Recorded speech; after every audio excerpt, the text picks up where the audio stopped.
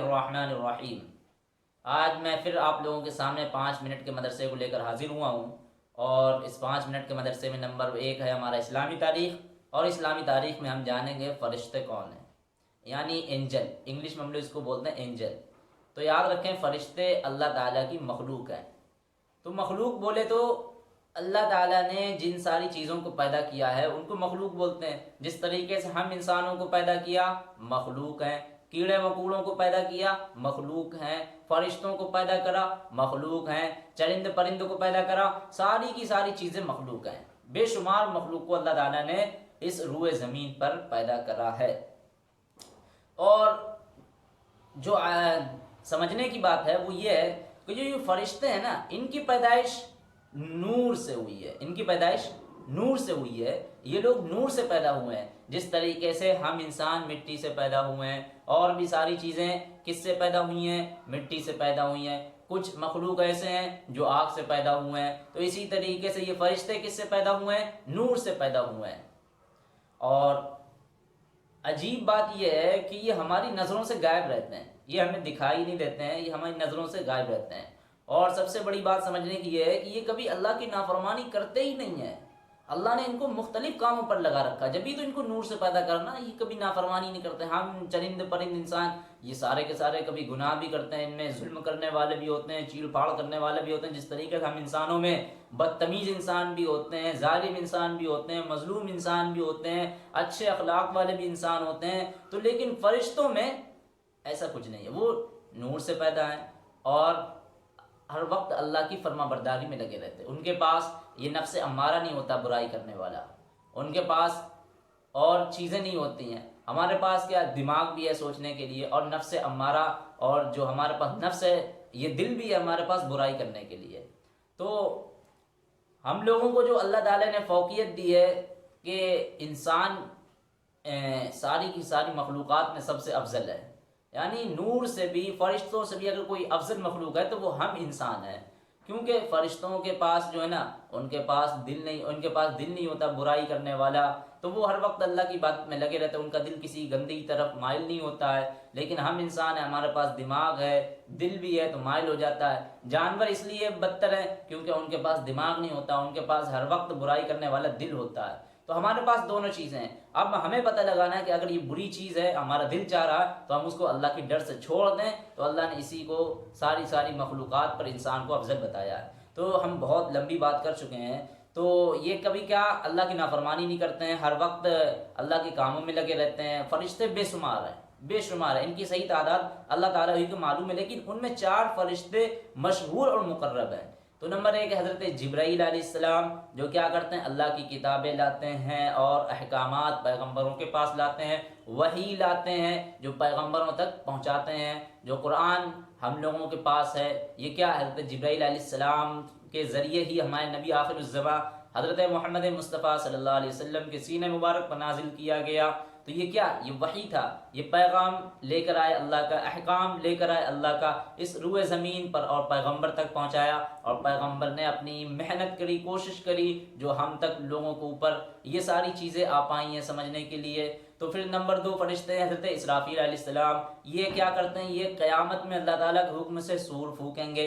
Number 3 ہے حضرت میکائیل علیہ السلام، یہ نام بھی نہیں سنا ہے لیکن یاد رکھو، جو بارش برسانے کا کام کرتے ہیں، مخلوق کو روزی پہنچانے کا، کھانے پینے پہنچانے پر اگر کوئی ذمے ہے کسی کے فرشتے کے تو وہ ہیں حضرت میکائیل علیہ السلام۔ یہ بارش بھی برساتے ہیں، مخلوق کو روزی بھی پہنچانے پر مقرر ہیں، اور ہوا بھی چلاتے ہیں۔ اسی طریقے سے حضرت اسرائیل علیہ السلام، یہ 4 فرشتے کا نام ہے حضرت اسرائیل علیہ السلام، جو مخلوق کی جان نکالنے پر مقرر ہیں۔ یاد رکھو، جو ہم لوگوں کی جان نکالتے ہیں، جسے موت آتی ہے، اور انہی کو ہی ہم لوگ اپنی اردو زبان میں یا ہندی زبان میں ملک الموت کہتے ہیں۔ اور اسی طرح ان کے علاوہ بھی بہت سارے فرشتے ہیں جو اللہ کی حمد ثنا، اس کی پاکی، اس کی حمد بیان کرنے میں لگے رہتے ہیں، ہر وقت اس کی فرما برداری کرنے میں لگے رہتے ہیں۔ تو یہ ہمارا تھا ایک اسلامی تاریخ، فرشتے کون ہیں۔ تو آج میں نے تھوڑا سا ڈیٹیل سے اس میں بات کری ہے، لیکن یاد رکھو، ہم لوگوں کو اشرف المخلوقات بنایا، ہم لوگوں کو بدتر نہیں بننا ہے، خنزیروں سے بدتر نہیں بننا ہے۔ ہمارے پاس دماغ بھی ہے سوچنے کے لیے، اور برائی کرنے والا دل بھی ہے، لیکن ہم دیکھیں کہ اگر یہ برا کام ہے تو اپنے دماغ سے سوچیں، اور رب کا خوف لا کر اس کام سے ہٹ جائیں، اور رب کے خوف سے جب وہ اس کام سے ہم بچ جائیں گے تو ہمیں اسی کو ہی اللہ نے اشرف المخلوقات انسان کو بنایا، اور اگر ہم اللہ کے خوف ہوتا ہوا بھی اور دوزخ اور جہنم کو سامنے رکھتے ہوئے بھی ہم برائی سے نہیں بچے تو ہم کتے، خنزیر اور سور سے بھی بدتر سمجھے جائیں گے۔ تو نمبر 2 ہے ہمارا اللہ کی قدرت۔ بہت لمبی بات ہو گئی۔ اللہ کی قدرت دودھ، بڑی اہم چیز دودھ آئی ہے، ملک۔ اللہ تعالیٰ نے لوگوں کی غذا کے لیے دودھ کا انتظام فرمایا، اس کے لیے گائے، بھینس، اونٹ، بکری جیسے جانور پیدا کیے جو اپنے بچوں کو بھی دودھ پلاتے ہیں اور انسانوں کے لیے دودھ اور غذائی ضرورت کو بھی پورا کرتے ہیں۔ یار عجیب بات تو یہ ہے کہ یہ اپنے بچوں کو بھی پلاتے ہیں اور ہم انسانوں کی بھی غذائی کی بھی ضرورت پوری کرتے ہیں۔ یہ کیا ہے یار، اللہ کا کیسا زبردست انتظام ہے کہ وہ اپنے بچوں کو بھی پال رہے ہیں اور اسی دودھ سے ہم لوگوں کی بھی پرورش ہو رہی، ہمارے بھی کھانے پینے کا انتظام ہو رہا، ہمیں بھی مکھی، مکھن اور ملائی، یہ اور بھی چیزیں جو گھی بھی، یہ ساری چیزیں کھانے کو مل رہی ہیں اور پورا کرتے ہیں۔ اب اس میں ایک چیز ہے غور فرمانے کی جو قرآن بھی ہم سے کہتا ہے، غور فرمائیں، تمام چوپائے ایک ہی طرح کے ہیں، تمام چوپائے ایک ہی طرح کے ہیں، یعنی ایک ہی طرح کے گھاس کھاتے ہیں، ایک ہی طرح کے چارہ کھاتے ہیں، لیکن مگر ان جانوروں کے گوبر اور خون کے درمیان سے صاف ستھرا اور غذا سے بھرپور سفید دودھ کون نکالتا ہے؟ یعنی آپ اگر سمجھیں ایک جانور ہے اور وہ جانور کیا کھاتا ہے؟ کیا کھاتا ہے؟ بکری کیا کھاتی ہے؟ اونٹ کیا کھاتا ہے؟ گھاس کھاتی ہے، اور گھاس کھانے کے بعد اور ایسا صاف ستھرا دودھ جو کس سے نکلتا ہے؟ برابر میں اس کے کیا ہے؟ خون کا لوتھڑا ہے، کیا ہے؟ خون ہے، اور اس کے برابر میں کیا ہے؟ تھن ہے، اس کے بعد گوبر ہے۔ لیکن ان ساری چیزوں سے وہ ساری چیزیں کنورٹ ہونے کے بعد ایک سفید کی شکل میں ایک بہترین زبردست چیز نکلتی ہے، وہ دودھ، اور ایسی کون نکالتا ہے اس کو؟ اور اسی کو اللہ تعالیٰ نے قرآن میں بھی فرمایا ہے، تو وہ شاید مجھے آیت نہیں دھیان آ رہی ہے، شاربین کر کے ایسی کچھ آیت ہے، وہ نہیں دھیان آ رہی ہے، مگر خیر چھوڑیے۔ یہ ایک اللہ کی قدرت ہے کہ دیکھیں گھاس کھا رہے ہیں، گھاس کھانے کے بعد سفید دودھ نکل رہا ہے۔ کوئی ایسی مشین مجھے بتا دو نا کہ یار ہم ادھر چارہ ڈالیں، کوئی ایسی چکی مجھے بتا دو کہ ہم اس میں گھاس ڈالیں اور وہ ادھر سے کیا نکالے؟ گیہوں نکالے۔ کوئی ایسی ہے دنیا میں چکی؟ نہیں ہے نا۔ یہی تو ایک اللہ کی زبردست قدرت ہے یار، سمجھنے کے لیے کہ ہم وہ چارہ کھا رہی ہے، چارہ کھانے کے بعد کیا نکل رہا ہے اس کے تھنوں سے؟ دودھ نکل رہا ہے۔ یار کوئی ایسا تو ہے نہیں کہ کوئی لبڑی کھائی ہو رہی، مکھن کھا رہے ہو، ایسا کچھ نہیں ہے۔ گھاس سوکھا سوکھا یار، ہم سے تو کھایا بھی نہیں جائے گا، وہ کھا بھی رہی ہے لیکن اس کے ساتھ ساتھ میں ہمیں دودھ بھی مل جائے۔ یہ کس کی مہربانی ہے؟ اس رب کی مہربانی ہے۔ جب وہ رب اتنی ساری ہمیں نعمتیں دے رہا ہے تو ظاہر سی بات ہے وہ کچھ ہم سے چاہتا بھی ہے۔ کیا چاہتا ہے؟ وہ چاہتا ہے کہ ہمارے بندے ہمارے احکام کے مطابق چلے اور ان کا آخرت پر ایمان ہو، ان کا مرنے کے بعد دوبارہ زندہ اٹھنے کا ایمان ہو۔ یہ اگر چیزیں ہیں تو پھر وہ صحیح ہے، لیکن اگر وہ کھا رہا ہے، پی رہا ہے اور وہ یہی نہیں سمجھ رہا ہے کہ ہمیں آخرت میں زندہ ہونا ہے، وہ یہ سمجھتا ہے یہ اللہ نے نہیں بنائی، یہ ساری چیزیں کسی اور سائنٹسٹ نے بنا دی، جاپان کے سائنٹسٹ نے بنا دی، تو پھر بھائی میرے ہمارے کو کوئی پھر نہیں ہوگا۔ تو اس لیے ایک ایک چیزیں اللہ نے پیدا کری ہے، ان میں غور کرو اور سمجھو۔ بات لمبی ہو رہی، میں آگے بات کر دوں۔ نمبر 4 ایک سنت کے بارے میں حضرت انس رضی اللہ عنہ بیان کرتے ہیں کہ رسول اللہ صلی اللہ علیہ وسلم جب وضو فرماتے تو ہتھیلی میں پانی لیتے، اسے تھوڑی کے نیچے داخل کرتے ہوئے انگلیوں سے داڑھی کا خلال فرماتے، اور اسی طرح میرے رب نے حکم دیا، ہاں کیا کرتے؟